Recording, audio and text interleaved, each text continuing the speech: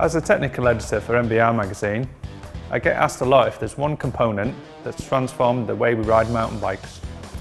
Yes, there is, and it's the dropper post. By flicking a lever on the handlebars and putting your weight on the seat, you can drop the post all the way down to the frame. Flick the lever again, take your weight off the saddle, and you can get it back to full extension. Being able to drop the saddle is a good thing because it stops you from going over the handlebars, it lowers your centre of gravity, which means you're more stable, and it allows you to bend your knees, which means you're better able to absorb shocks and bumps on the trail. The first thing to be aware of when buying a dropper post is the amount of drop it has and the ride height. These two measurements are related. The amount of drop can vary from 50mm to 170mm. The most popular posts have 125mm of drop, but not all of them have the same ride height.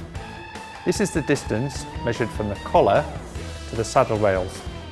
For example, a nuke-proof post with 125mm of drop is actually 35mm taller than a reverb with this same amount of drop. Why is this important?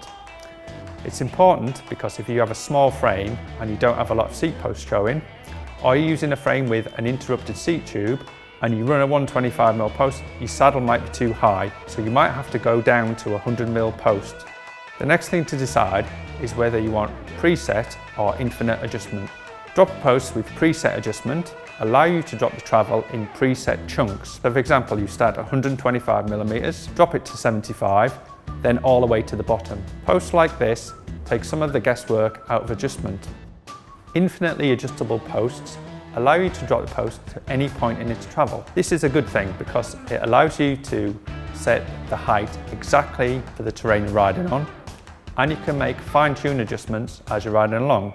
For example, you can drop the saddle a little tiny bit in a corner or raise it a little bit for a short, steep climb.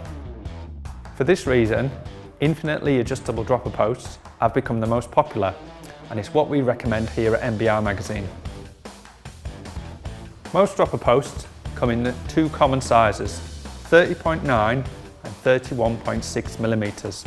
If you fit a shim, which you can buy for £5 or £6, you can upsize one of these smaller posts to a 34.9mm, which is a seat tube diameter of Scott bikes. There's limited choice if you have an old school frame with a 27.2mm seat tube, but dropper posts this small do exist from companies such as KS. The majority of dropper posts on the market today are all cable operated, but there's also the RockShox Reverb. It has a hydraulic line. When you push the remote, and this activates a switch on the bottom of the post, which allows it to go up and down. The advantage of this type of system is it's fully sealed from the elements, it won't get clogged with dirt, and the hose can accommodate tighter routing, which is critical if you're routing through the bottom bracket. However, if things go wrong, it's a bit more complicated and you do need special tools such as a bleed kit. Most of the cable operated dropper posts come with a universal remote like this. It can be mounted on any side of the handlebar and works with any type of gearing. So if you're still running a front derailleur, this is the type of remote you want.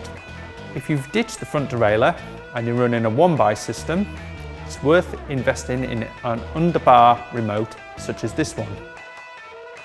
All of the remotes are interchangeable. This means if you don't like one remote, or you don't like the way it works, or it doesn't work with your bike, you can swap it to another design. A couple of things about the remote. Firstly, you want a split clamp. This means you can remove the remote easily if you want to change its position on the handlebars. It also means you can service or replace the gear cable a lot easier. A little noodle is a good idea because it stops the gear cable interfering with the brake lever. It's not always an issue, but I found some droppers come with cheap, nasty cables. So it's a good idea to upgrade the inner and outer because they can make a big difference to performance. The last thing I'm going to say is about fitting and stealth routing. Originally, the cable was mounted to the outside of the frame, but most modern bikes come with holes and channels to allow you to mount it inside. If you've just bought a stealth dropper and you want to fit it yourself, I recommend this. This is Park Tools IR1 internal routing kit. It's 50 quid, but it's the best tool ever for installing internal cables. You can even use it for your brakes and derailleur cables. Good luck buying your first dropper. It will definitely make you a better rider, and you'll be kicking yourself for not having got one sooner.